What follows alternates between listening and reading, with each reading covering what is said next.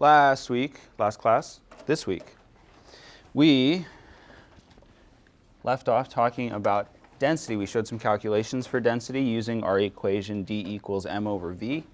And we saw that we could use density to figure out if like a ring is genuine or not, or at least give us some idea of whether it could be genuine or not. If the density matches, there's a good chance that it is whatever metal that it said that it was. We can also use density as a conversion factor. So we can use density as a conversion factor between mass and volume, since density usually has units of either grams over milliliters, grams over cubic centimeters, which those are going to be the same numbers. But notice that we've got grams on the top, we've got milliliters or cubic centimeters on the bottom.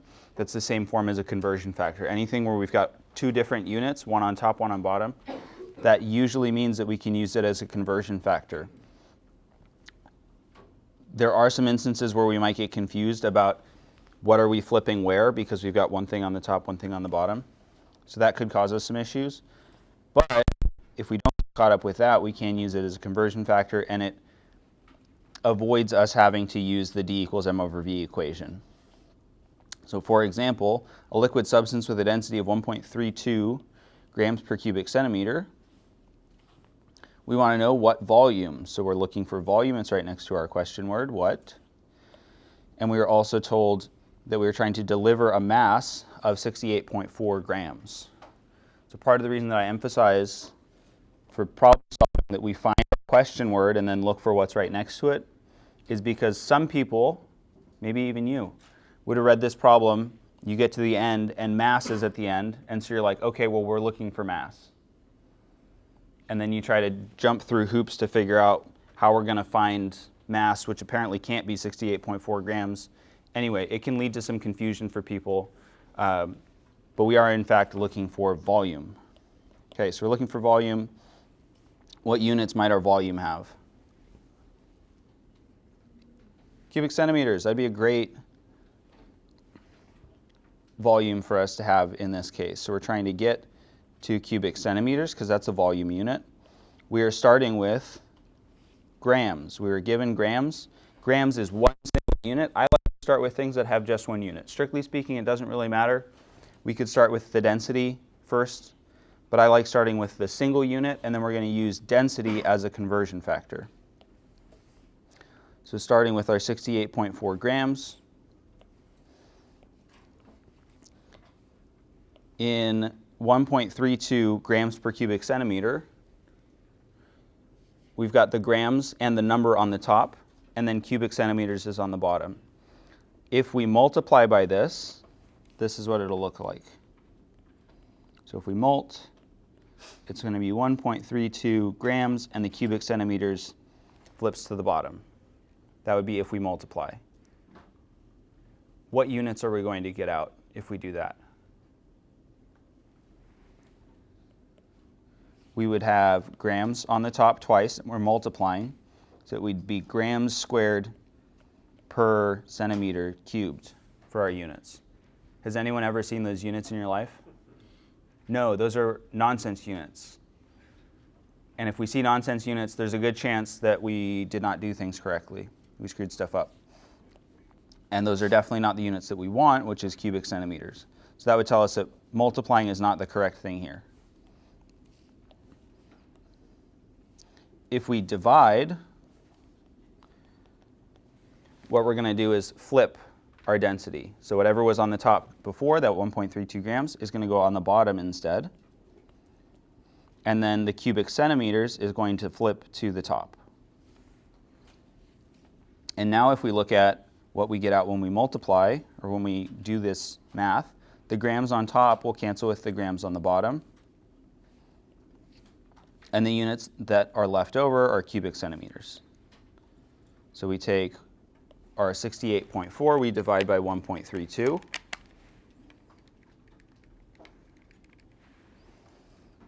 Calculator says that is 51.81 repeating.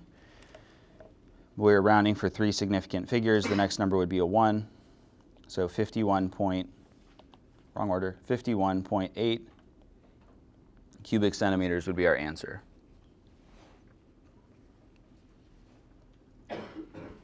We could also, if we wanted to, do the density equation. So up here on the top right, density equals mass over volume. We are solving for volume. So we want the volume in our d equals m over v equation to be by itself and on the top. So after a little bit of algebra, rearranging, multiply both sides by v, divide both sides by d, we would end up with v equals m over d.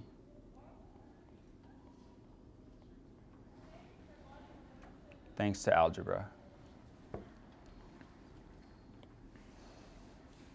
So we would want to do v equals m over d, m being our mass, density, d being our density. So we'd take our mass and we divide it by density.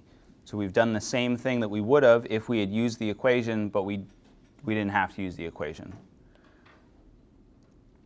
If we did use the equation, it might look something like this. V equals our mass, 68.4 grams, over, and then we'd put our 1.32 grams per cubic centimeter. The grams cancel,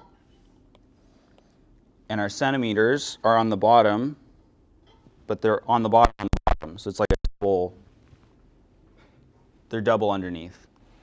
And this is the multiplication division, it's the exponent version of a double negative, and so that would flip to the top. So we'd end up with just cubic centimeters for our units, and it would be the same number. There is a faster way if you don't want to use the algebra. I don't think I showed this to us last time. There's a faster way to rearrange d equals m over v, and it's with this little triangle method that some students really like because algebra can be difficult for some of us. So we're going to make a little pyramid. We're going to put d at the bottom left, m goes up at the top, v goes in the bottom right. That's the setup. This works for this equation. There's one other equation that we'll get to much later that this also works for. So d equals m over v. In this case, we were looking for v, so we're going to cover up the v, which of course doesn't work very well with a projector. So cover up the v. How are the other two things related? We've got m over d, so v equals m over d. That's also what we got with the algebra over here, and we showed that it was correct compared to our dimensional analysis approach, which we did the first time. We could also get mass if we wanted to, so we would just cover up mass, and now d and v are right next to each other, so that's telling us that mass is d times v, because they're right next to each other. So if you do d times v, you'll get m, mass. Questions about how that works? So there's a couple of different methods. All of them get you to the same answer. So any of those is fine. I really like the way that we did it the first time, but I understand that doesn't work for everyone. Density is not a value that you generally need to have memorized. It doesn't make sense to memorize density for a lot of things, just like it doesn't make sense to memorize the periodic table for a lot of things. We've got a table from the book that this might be helpful when you're working on the Chapter 2 homework. You can also just, of course, find it here. Sometimes you can also look it up, and oftentimes if you look it up, it'll show in units of kilograms per meter cubed, and so you'll have to do a little conversion to get it to grams per milliliter, perhaps. One density that you should know, because it's cool, the density of water is approximately 1 gram per milliliter. I say approximately because it depends on the temperature. I think the density is 1 at 4 degrees Celsius. but it's close enough the rest of the time that we're just going to memorize it as 1. So if you've got 1 milliliter of water, it's 1 gram per milliliter, so it would be the same number in grams. Basically, this lets us go between grams and milliliters for free. They're the same number. So 510 grams of water, which has the chemical formula H2O, is equal to about 510 milliliters of H2O. If you buy a 2 liter of soda, the density of soda is about the same as water. It's a little higher, but 2 liters is going to be 2,000 milliliters. It's going to be about 2,000 grams. So that lets us unlock some cool kind of back of the envelope estimations and approximations. All right, let's use density as a conversion factor again. We want to calculate the density of a 30.2 milliliter sample of ethyl alcohol with a mass of some number of grams, and this is not density as a conversion factor. This is just a straight up density problem. So we want to calculate the density, and we're given some information. What information are we given? 30.2 milliliters. What else are we given? We're given a mass. We're also told that it's ethyl alcohol. That's the one that most people drink. If they're going to drink an alcohol, that's the one that you should be drinking. Some of the other ones kill you.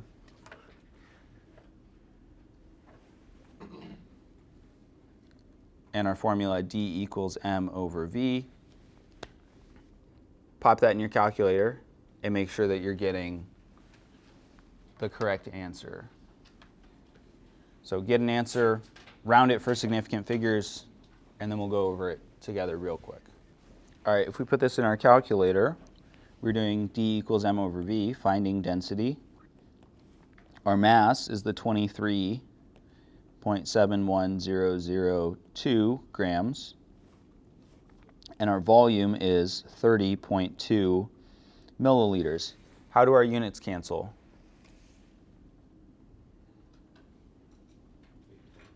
They don't. We didn't cancel anything out, and so the units just come on through. So our units that we get out will be grams over milliliters. We didn't have an extra grams on the bottom. We didn't have an extra milliliters on the top. We didn't use any other conversion factors, so we just take the units through as they are. So grams over milliliters. And the number that we get out is 0.7851. We are doing division, and in division we care about number of significant figures. The number on the top, we've got 1, 2, 3, 4, 5, 6, 7 significant figures. Those interior zeros count. And in our volume, we've got 3.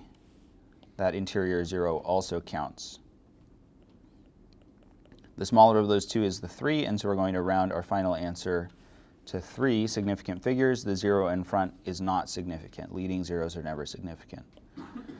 So we're going to round this off to 0.785 with units of grams per milliliter. Having the grams over the milliliters is the same as the grams / milliliters. You'll often see it as the second version because it's just easier to write out and put online. All right, energy is a major component of our universe. There's lots of energy out there, some good, some bad. Energy is defined as the capacity to do work. If you have lots of energy, you can do a lot of work. That doesn't mean you will, but you can if you wanted to. And we have a specific definition of work that we use when we're doing physics or a lot of other sciences. Heat, on the other hand, is a transfer of energy. So we're moving energy, and it transfers from high temperature to low temperature. Generally, things move from high values to low values. So hot objects give energy to cold objects. We will use heat a bit in this class. We don't do a ton with energy, and we don't do a ton with work either, but it's worth mentioning their definitions. Work is defined as the result of a force acting over a distance. So force over distance. Forces being things like pushes and pulls. But it has to result in movement. So like if I'm a cat, which I'm not, but if I was a cat and I've got a calculator here, that would be much more fun to knock off the countertop. Cats love knocking stuff off things. So if we bat at the calculator and knock it off the table, there was a force that I applied when I hit it. The calculator moved, it moved a distance, so we did work. Cats love to do work that way. On the other hand, if I get over here at the wall and try to move the wall, did the wall move? If I do this for 50 hours, just pushing on the wall as hard as I can, probably die. Would the wall move? Hopefully not.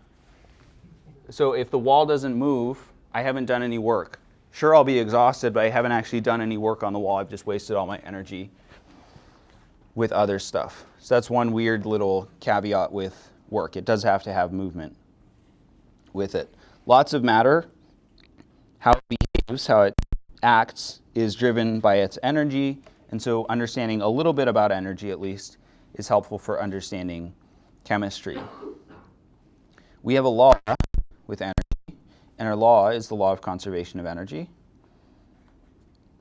So energy is neither created nor destroyed. So if we had energy and we used it, we did something, it may seem like we got rid of the energy, but we did not, because energy is neither created nor destroyed. We just transferred it to a different form. So there are several different forms of energy that we're going to talk about. And remember that we also have a similar law of conservation for matter. So matter is also not created or destroyed. We can't magically poof energy out of existence or into existence, and the total amount of energy is going to remain constant. It can be changed from one form to another. Those are coming on the next slide, as you may see. And they can also be transferred from one object to another. Some of our types of energy, our forms of energy, are kinetic energy. Kinetic energy is motion or moving energy. So a car traveling down the freeway has a lot of kinetic energy. It's moving very fast. It's got lots of motion energy. There's also potential energy, and there's several types of potential energy. One of the types that we often think of is positional potential energy, like gravitational potential energy. So picking something up and setting it on a shelf, or something that might threaten to fall off a shelf. You pick something up, the higher you go, the more gravitational potential energy it has because it's now moved higher up. If we were to release it, or if it was to fall, then that would cause it to transfer its energy from potential energy to kinetic energy. We also have electrical energy, which is, surprise, surprise, associated with electricity. So electrical energy powers the lights, most of them.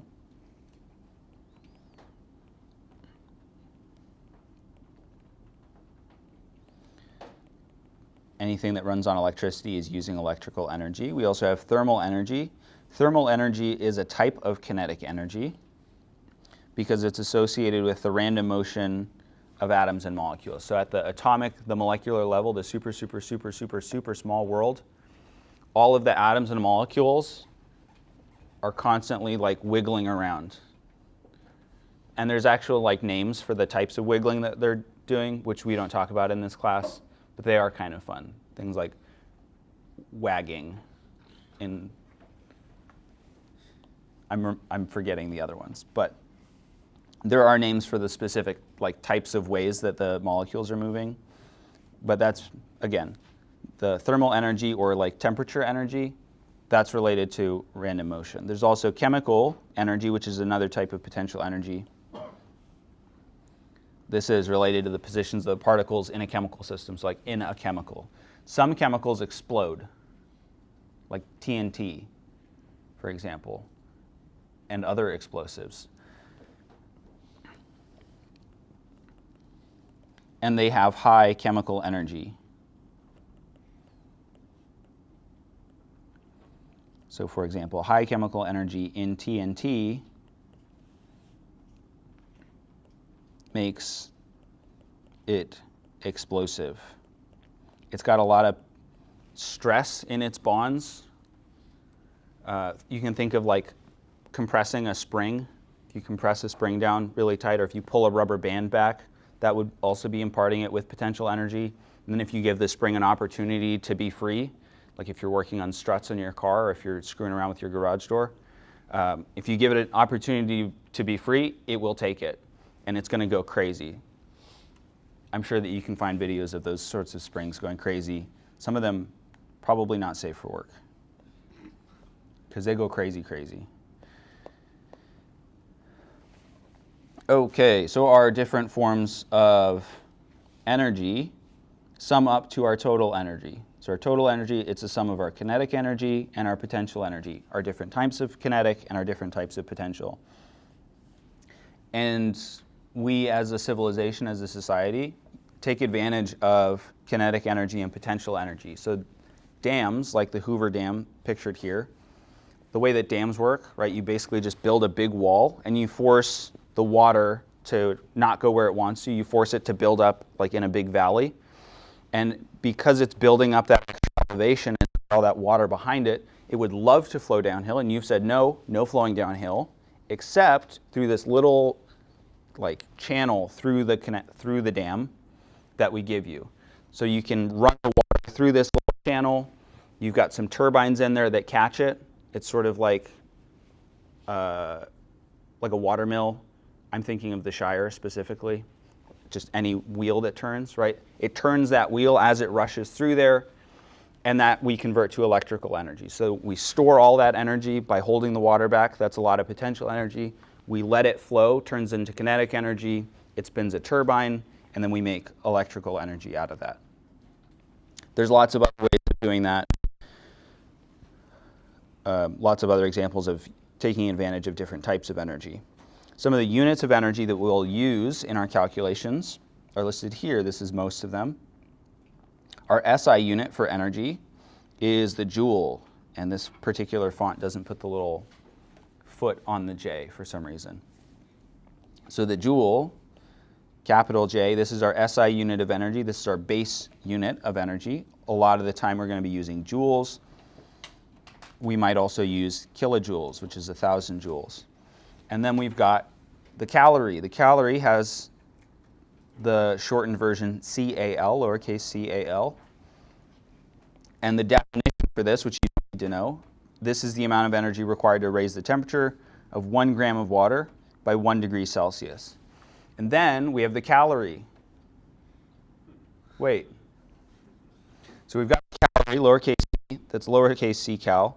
We've also got the calorie. This is the one that we know, also called the kcal. Sometimes it's the capital C calorie. And that's 1,000 lowercase c calories.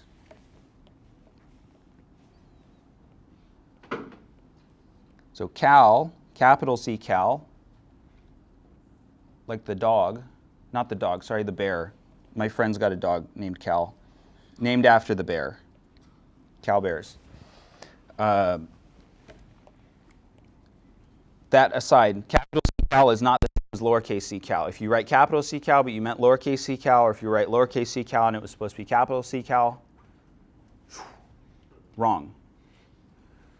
This is just one of many instances where the capitalization is very important, and this is an area where I suspect that some of us might get a little confused or a little tripped up. So I'm spending some time to talk about it and point it out.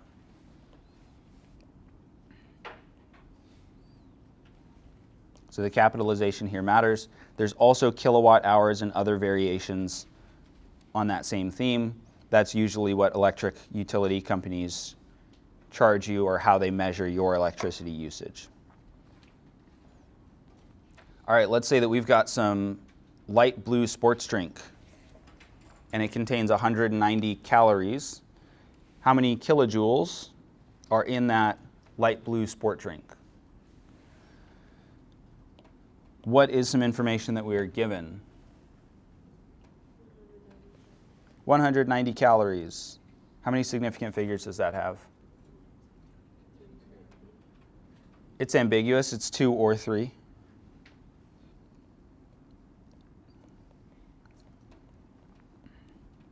Ambiguous significant figures 2 or 3 as written. Let's just go ahead and assume that it's 2.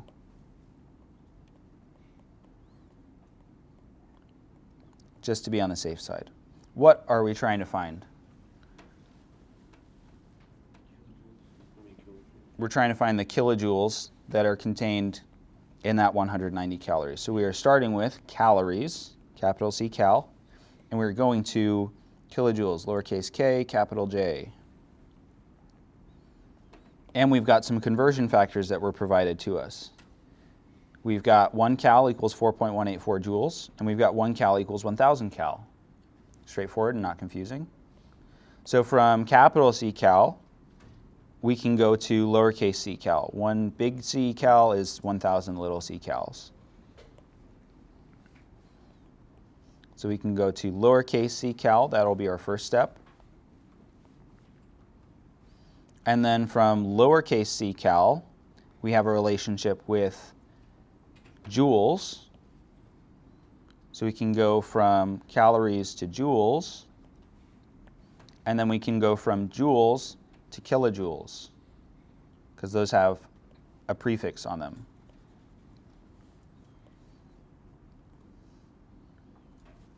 And that kilo prefix equals 10 to the 3. So 1 kilojoule equals 10 to the 3 joules will be our conversion factor. Any questions about this setup?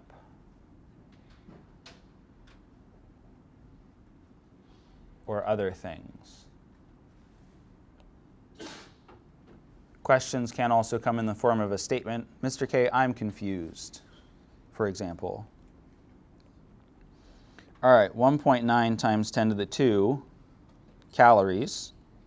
It's the same as 190, just written for 2 significant figures. We want to convert from big C cal to little c cal.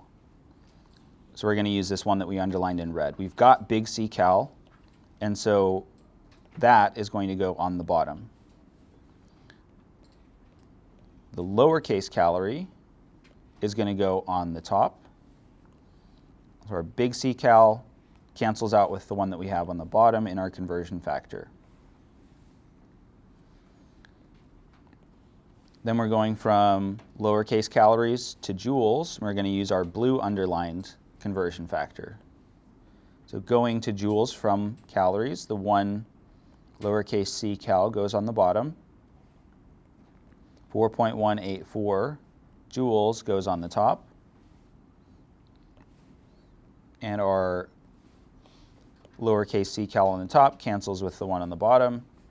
And now we're converting from joules to kilojoules. 1 kilojoule is equal to 1,000 joules, or 10 to the 3 joules. The 10 to the 3 joules will go on the bottom, so that cancels. I'm going to write it out as 1,000 joules. And then the 1 kilojoule goes on the top. And our joules cancel. The leftover units is kilojoules.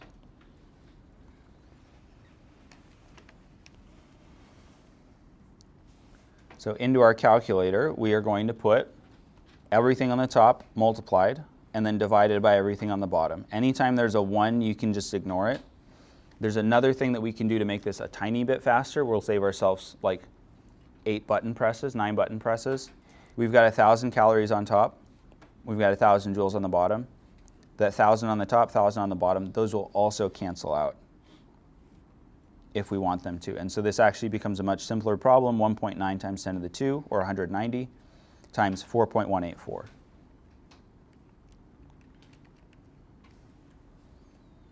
And the number that we get out, 794.96. We have to round that for 2 significant figures. So it turns into 790. And we know that trailing 0 is ambiguous, so we rewrite it as 7.9 times 10 kilojoules.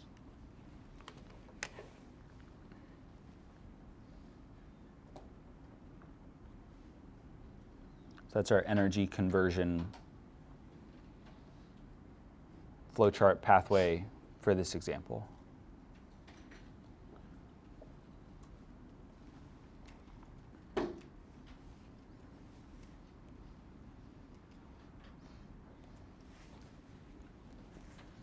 Energy also sometimes shows up in physical and chemical changes.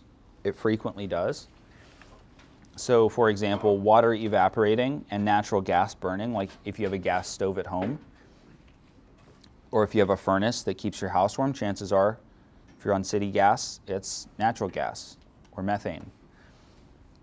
When we burn things, energy is released. What kind of change is burning something? Physical or chemical? It is chemical. So this is a chemical change, and it's releasing lots of energy. It's also got some fun colors in there because somebody threw different metals in. So that release of energy during a chemical reaction is like the release of energy when a campfire burns. It's often not accompanied by a flame, but it's sort of the same idea. We will be looking at some heat changes with chemical reactions in this class. So systems that have high potential energy, like if you lift something up and then just suddenly drop it, that's going to have high potential energy, and then you let it go, and it's going to fall to lower its potential energy. Things that are high tend to be unstable. They tend to want to fall until they get down to the ground. So objects or systems with high potential energy tend to be unstable. They're not always unstable, but they tend to be. And the more potential energy that you have, the more unstable it tends to be, the more energy it can convert to kinetic or other forms of energy. So some chemical substances like TNT that I mentioned earlier have relatively high potential energy. They've got a lot of energy baked into them, built into them. And because they have high energy, they tend to be unstable. High potential energy wants to get out. And since TNT has such a high amount of energy baked into it, that's what makes it explosive. All it takes is a little spark and then boom. Versus like just burning a log or burning some paper, it takes more than just a little spark usually to get it going, even though it's still got a lot of energy built into it. And the way that our energy changes in a reaction, we can describe using these two terms, exothermic or endothermic. The therm part being energy. And then we've got either the exo prefix. Can anyone think of an example where exo shows up? A word that has exo in it. Exoskeleton. What is an exoskeleton? An exoskeleton, if we're thinking about bugs, means that they've got their hard crunchy bits on the outside. We have not an exoskeleton. We would have what we would maybe call an endoskeleton. Our crunchy bits are mostly on the inside. Our bones. So bugs have an exoskeleton, meaning the hard parts are on the outside. Exoskeletons can also be like the mechanical suits that people wear. Those are starting to become reality. That's kind of neat. So in an exothermic reaction, the exo, the outside, the energy is going outside.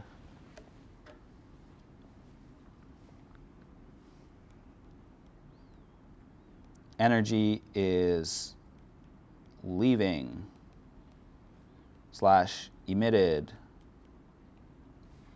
So things like wood burning or other things burning, energy is being emitted, it's being produced sort of, it's being transferred out. On the other hand, we have endothermic, the endo prefix here meaning in, so the energy is being absorbed, it's going into what we would call the system.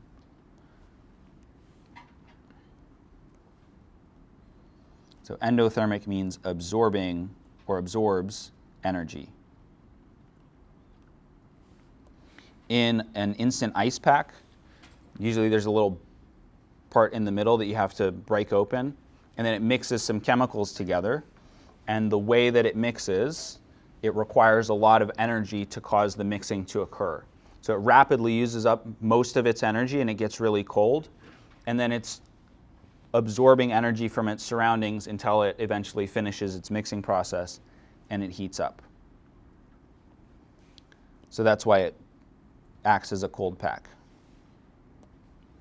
So exothermic, energy is going from the system, the thing that we care about, where the energy is, the thing that we're talking about, the campfire, the wood, the TNT. It's going from that system, it's being released into the surroundings. The surroundings is just anything that isn't the system. If it's endothermic, the energy is going into the thing that we're talking about, the instant ice pack, the ice, the whatever it is. It's absorbing that energy from its surroundings. Let's think, if we can, hopefully we can, about whether each of these processes is exothermic or endothermic. So thinking about water, when water is boiling, is it absorbing energy or is it releasing energy? It is absorbing energy. If you're boiling water, you have a flame underneath it. That flame is producing energy, but that energy is hopefully mostly going into the water boiling. So water boiling is an endothermic process. Some of these are not what you would expect. What about gasoline burning? Gasoline burning is exothermic. It produces a lot of heat. And what about this tricky one, ice forming on a pond?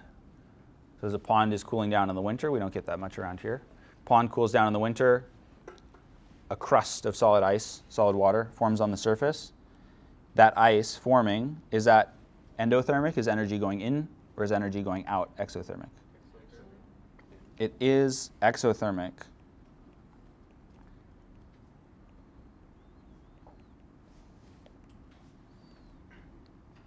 So for this one, the water needs to lose energy to become ice.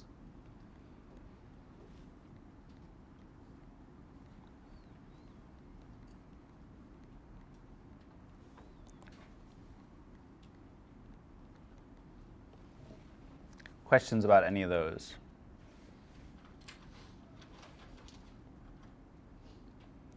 If you do have questions but you don't want to ask them in lecture, a great place to ask them is either in lab or in Logan's SI sessions from 1 to 3. Energy is also related to temperature.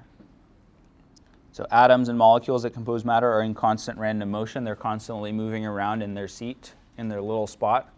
If they're in a solid, if they're in a liquid, maybe they're dancing with their partners. They're moving around with them. If they're in a gas, they're all over the place. And that constant random motion is their thermal energy. We can measure energy with temperature. So temperature is our measure of thermal energy. There is a little bit of energy transferred, but it's just the measure, the amount of thermal energy. The hotter that an object is, the greater the random motion of the atoms and molecules, and the higher the temperature it's going to have. This is different from heat. Heat is the flow or transfer of thermal energy. So when thermal energy is transferred from a hot object to a cold object, that is heat. It has units of energy. An example would be if you drop some ice into a cup of water or into a soda or something else. The ice is going to, because it's lower temperature, it's got less thermal energy, it's going to absorb energy from its surroundings, from the soda, from the water, and that's going to cause the water or soda to cool down and the ice to heat up.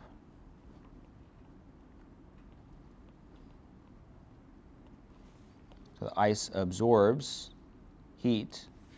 That's the transfer of energy. And the drink cools down.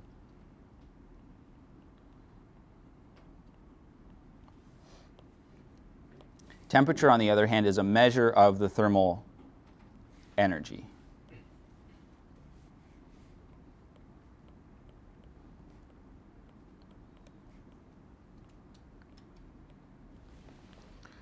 It does not use units of heat. It has units of either Fahrenheit, Celsius, or Kelvin. So we've got 3 temperature scales. You probably knew that we had at least 2. You might have known about the 3rd. So the one that we're probably most familiar with is our Fahrenheit scale, which has units of degrees Fahrenheit. That little raised O is our degree sign. So degrees Fahrenheit. And room temperature is about 72 degrees Fahrenheit. I don't know what it is in here because the thermostat is too far away for me to read, but usually it's like 70 to 80 degrees Fahrenheit is what we would consider room temperature. Lots of places it's 75.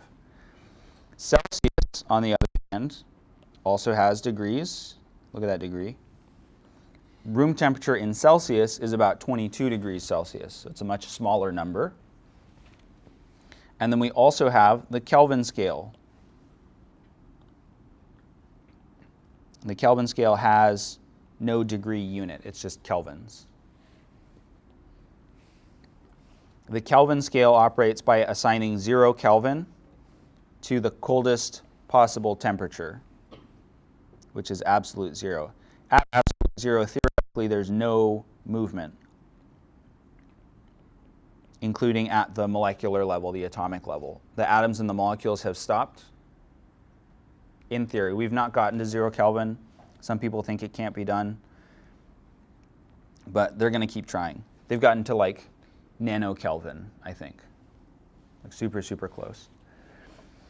One way that I've heard described the Fahrenheit scale is that the Fahrenheit scale is how we feel. So if you're at 0 Fahrenheit, 0 degrees Fahrenheit, that's very, very cold. If you're at 100 degrees Fahrenheit, that's hot. The Celsius scale I've heard described as how water feels. So Fahrenheit, how we feel. Celsius scale, how water feels. At 0 Celsius, 0 degrees Celsius, water freezes. At 100 degrees Celsius, water boils.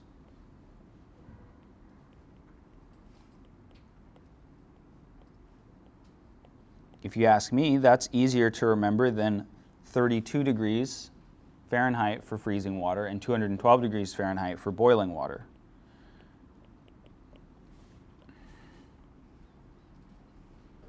Any ideas why I might be writing this out and boxing it in and drawing arrows around it?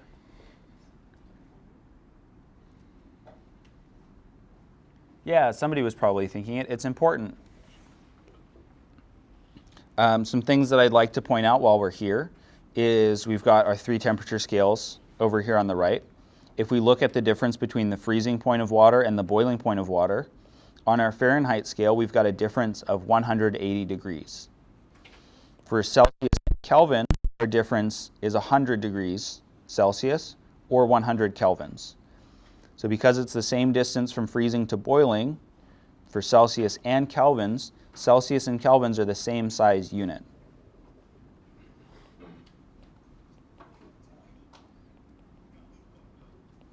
So 1 degree Celsius change is the same as 1 Kelvin change. The units are the same size. That's not to say that 1 Kelvin is the same as 1 degree Celsius, like the temperature, because they're off by quite a bit. Fahrenheit units are smaller. It takes more of them to get from freezing to boiling. And the difference between freezing water for Celsius is 0. For Fahrenheit, it's 32. Just mentioning those because they'll show up in our conversions. So if we want to convert between temperature scales, these are the formulas that we'll use.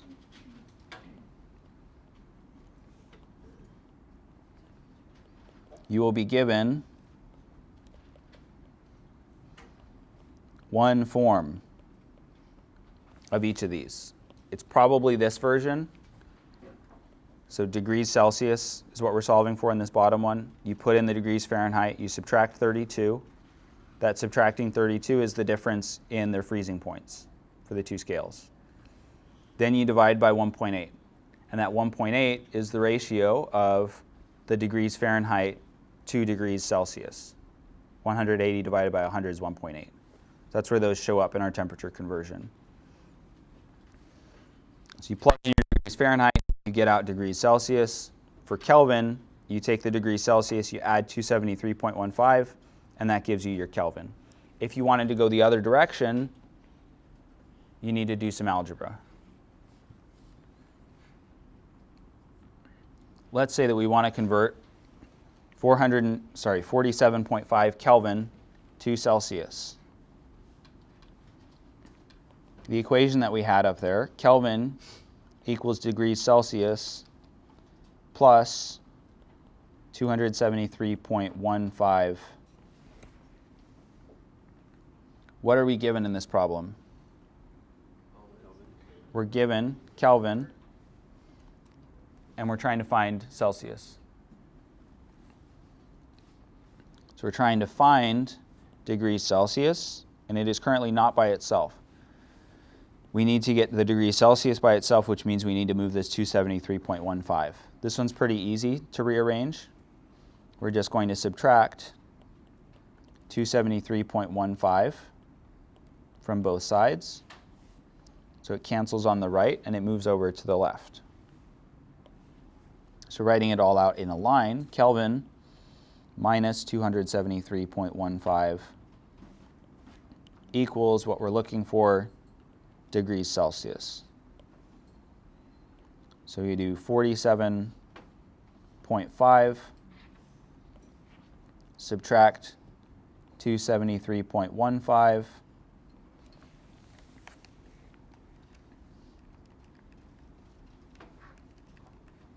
and we get negative 225.7 after we round for 1 decimal place. And that's going to have units of degrees Celsius.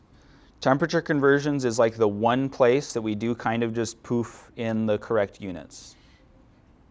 It's like the only time where you don't really have to write the units. Just make sure that they're correct at the end. Questions? Not too crazy. Cool, cool, cool. Let's say that we want to convert Fahrenheit 451 to Celsius. So we've got Fahrenheit. We want to convert to Celsius. Our equation that we would be given, degrees Celsius equals degrees Fahrenheit minus 32 divided by 1.8.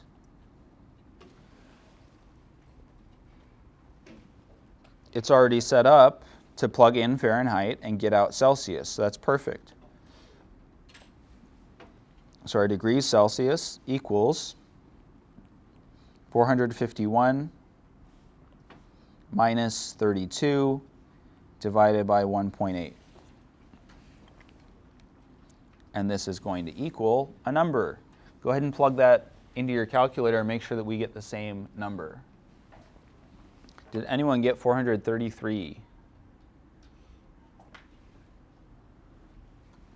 Did anyone get 232-ish? Cool. Nobody volunteered to say the wrong answer, but a couple people volunteered to say the right answer. So the correct answer here is 232.7 repeating. We'll round that to 233 degrees Celsius. If you got 433.2 and that 2 repeating, that means you put it in a little bit incorrectly.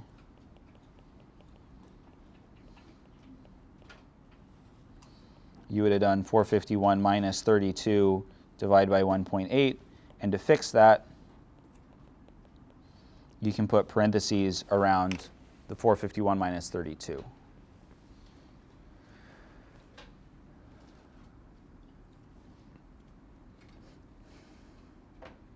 I'm going to skip this one because I want to try to finish the chapter without running too far over time. When we were doing temperature changes, we're often going to be dealing with heat capacity. We can do some calculations with heat capacity. So every substance requires some amount of heat to get its temperature to go up, for it to get hotter. That amount changes depending on the type of thing that we have. So for example, if you go to a restaurant, or if you're microwaving something, just food in general, if you've got a bunch of things on your plate, some of those things, if they're coming out hot, some of those things are going to cool down faster than others. If you order a steak, a baked potato, and some vegetables, chances are that baked potato is going to stay hot for a really long time, versus the other food is going to cool down much more rapidly. So get to that steak while it's warm and juicy. Eat your broccoli before it cools down too much.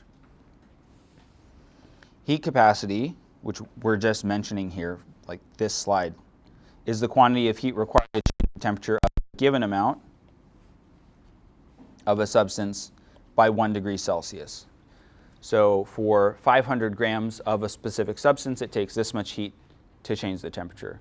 That's all fine and good, but if you want to do anything other than 500 grams, then that's not helpful. And so we are instead going to use specific heat capacity. The specific part of specific heat capacity is the mass, specifically 1 gram, and how much energy it takes to change the temperature by 1 degree Celsius. And this has units of joules per gram degree Celsius, joules over grams degree Celsius. The degree Celsius is also in the denominator, it's on the bottom. Specific heat capacity values are also a thing that you don't have to memorize. We're just going to briefly take a look at them. This is from table 2.6.2.1 from our book. You may need to use this when you're solving the Chapter 2 homework questions. If we look at heat capacities, water as a liquid has a high heat capacity of 4.18. That's a large value relative to the other heat capacities on our table. What that means is that water takes a lot of energy to raise its temperature.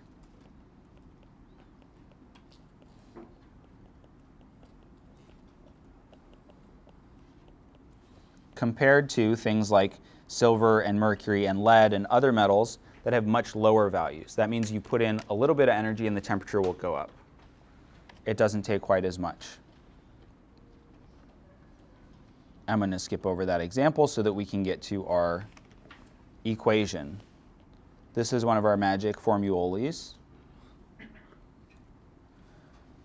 So here's our equation. Q equals, sometimes it'll be called MCAT, because M, C, and the delta kind of looks like an A, T, but this is actually a delta sign.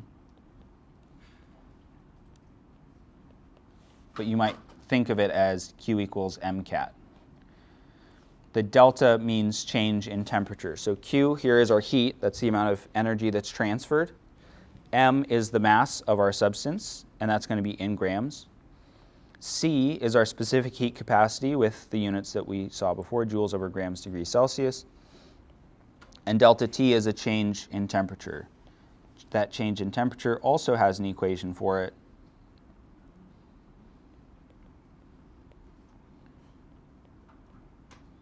And it's the final temperature minus the initial temperature. Again, that delta meaning change in. If you have to go, I certainly understand if you've got something after this. Otherwise, I'll do one example of using this. So our equation, Q equals MC delta T, and we've got iron metal, so I need to go back and grab a C value for that. 1 second. Iron, 0.449. You will be given any specific heat capacity values that you need on exams. I don't expect you to memorize them. So this is something that we would look up, or on an exam we'd be given that. Our thing that we're looking for is quantity of heat. Quantity of heat is Q. We're also given some information. We're given 150 grams. So M is 150 25.0 grams. We're given some temperature values as well. We've got a temperature value of 25.0 degrees Celsius. We've got another temperature value of 73.3 degrees Celsius. Which one of those is our initial temperature? It's the 25 degrees Celsius. So the from in front of 25 means that that's where we're starting. So we're going to label that our initial temperature, and then 2, we're going to our destination, to our final place, final temperature. So that 73.3 degrees Celsius is our final temperature. Questions so far? So looking at our equation, Q equals mc delta T. We have C, we have M, we do not have delta T. We get to use another equation for delta T. So let's solve delta T. It's TF minus TI, final temperature minus initial temperature.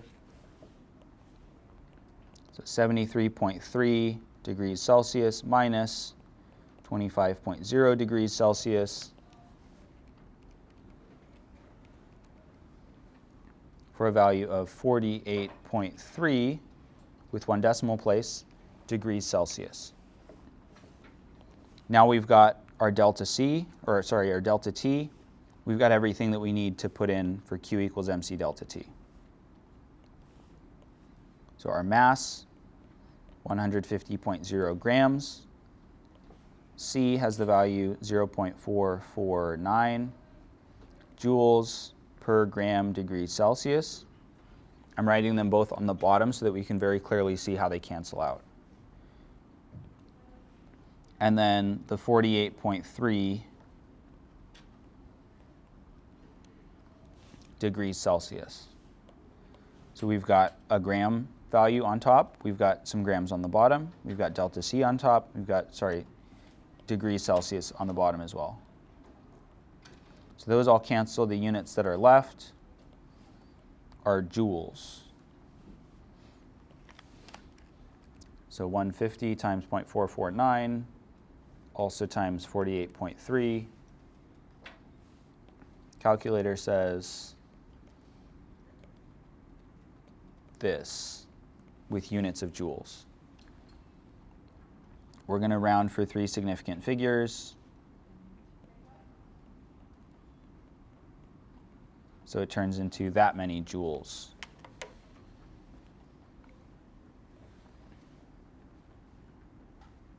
That's the first part of the question. The other part of the question is, what is the direction of heat flow? Is heat going in or is heat going out? Yeah, heat is going in. So if we look at our initial temperature, it's 25 degrees Celsius. Our final temperature is 73 degrees Celsius. So our temperature went up. In order for the temperature to go up, energy must have gone in. We had to heat it up. We had to put energy in to get its temperature to go up. So this is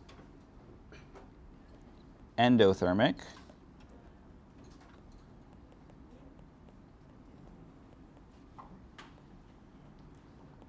Heat goes in because temperature went up. Any questions at all? All right, then we will stop there.